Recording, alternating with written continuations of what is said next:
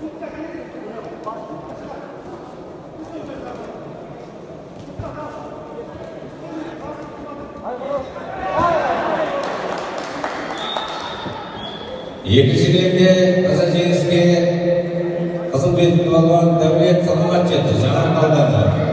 Екіншілерге шақырылады 50 келі салмақта екінші айналым Ермек Ислам Шет ауданы Болат Нұрдәулет Балқаш қаласы.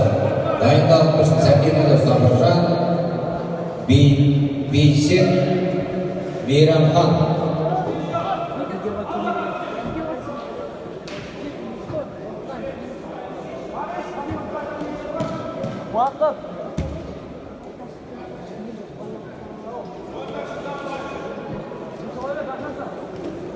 Команда жетекшілер микрофон нашар естілдірма, балуандар уақытында шығу керек, уақытында дайындал.